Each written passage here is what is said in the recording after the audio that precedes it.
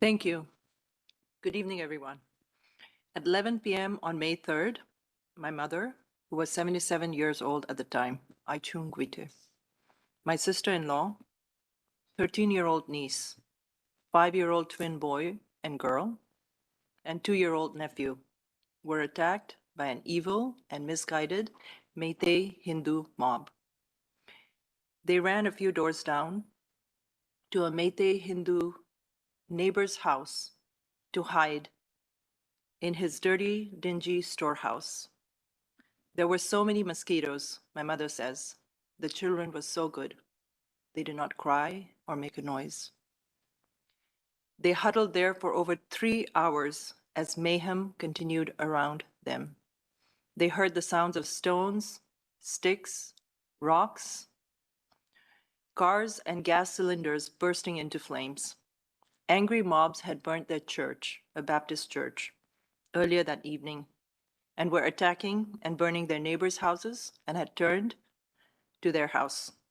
They escaped with their lives and the clothes they were wearing, while our beautiful family home was burned and looted. The mob even came back to burn the house again the next day on May 4th. To date, over 7,000 Kuki Zo tribal homes have been burned and destroyed. The attack on my mother was the attack on Paiteveng in Imphal, India. In Dallas, Texas, where I live, it was 1:30 p.m. in the afternoon when my sister texted me, "Have you talked to Mom?" I had no idea. I had no idea this fight had been brewing for a while, that our people had been fighting for our people, our lives, our lands. I'm ashamed to say that if my home had not been burnt that night, I might still not have been drawn into this fight. Today is the 19th of September, 2023. It has been 139 days since this crazy evil mob attacked my family home and my mother. They burned and stole not just everything my family owned in that house, but all our books, our photo albums, our memories, our refuge, and our peace of mind. It is now 76 years since India gained its independence and formed a fledgling nation, a sovereign, socialist, secular, democratic republic.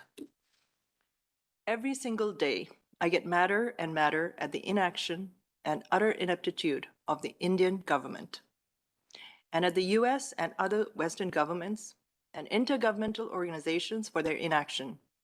I'm angry, frustrated, humiliated, and sad. In 139 days, over 6,500 complaints have been filed with the police.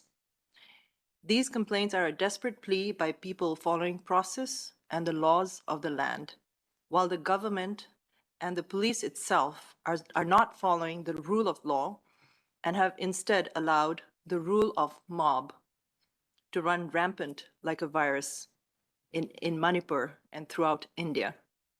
Over 300 plus people have been killed. The government of India does not acknowledge the full body count. Many bodies have not been returned to their families. Many women have been raped and gang raped. Over 360 churches have been burned and 2 synagogues. Over 60,000 people have been displaced. The Manipur State Police has allowed its arms and ammunition to be looted by the Meitei terrorists. The Chief Minister of Manipur openly sides with the Meitei terrorists. No state, central, or international aid has reached my people. The only aid we have received is from each other, which is our tribal way, and from many good people all over the world. Those are just statistics. These are real people who have been impacted. On the evening of May 3rd, Chingboy Paipi, who is a pastor's wife in Chicago, her elderly parents, both of whom are heart patients, had to hide in the dark, in the fields, in the open fields, along with her brother and her sister's families in Imphal, because the same large Meitei Hindu mob had burned the church just next to their house. They stayed there all night and managed to walk to an army camp in the morning. They stayed there for over a week before they were transported to safety by the Indian Army. On May 4th, Mrs. Gozavung, 57, a Manipur government officer, and her son, Mr. Golal Sang, 27, were pulled out of their car by a Hindu mob of about 200 vigilantes and beaten to death. They were trying to get to safety to an army camp. Her daughter-in-law was beaten, had to be admitted to the ICU with multiple head injuries and fractured wrists and fingers. Her daughter, sister, cousin, and a 1-year-old grandson escaped with their lives after being sheltered by a Hindu family from the mob. They escaped in the trunk of their car after a day or two had passed. On May 4th, Mr. Vungsagin Valte, a Kuki Zo BJP MLA and advisor to the Chief Minister of Manipur, was beaten and left to die on his way back from a meeting with the Chief Minister. His security detail abandoned him and his driver at the hands of the mob. On May 5th, Florence Nianghoihlun and Olivia Chongloy, two Kuki Zomi tribal Christian women working at a car wash in Imphal, were attacked, gagged, and locked in a room from 5 to 7 p.m. They were tortured and gang raped. When the room was finally opened after 7 p.m., they were dead, their bodies mutilated. The room was filled with a horrifying mixture of blood, flesh, and hair. On May 6th, Mrs. Tiandam Baipe, a 45-year-old widow and mother of two, was killed. Her head, hands, and legs chopped off. She was also burnt with her house. On June 4th, a 7-year-old Kuki Zomi boy, Tonsing, his mother, Mina, and her friend Lydia were burnt alive in an ambulance on their way to the hospital by the mob. The mob was led by Mira Paibi women. They thought they would be safe as the mother, Tonsing's mother, Mina, is a Meitei woman. On June 10th, Mrs. Dimkohoi, 65, was shot dead while she was praying inside her village church. She was among the 3 shot by Meitei militants wearing Manipur police uniforms and armored vehicles. On July 2nd, Mr. David Teek Mar, 30 years old, was one of 3 people captured.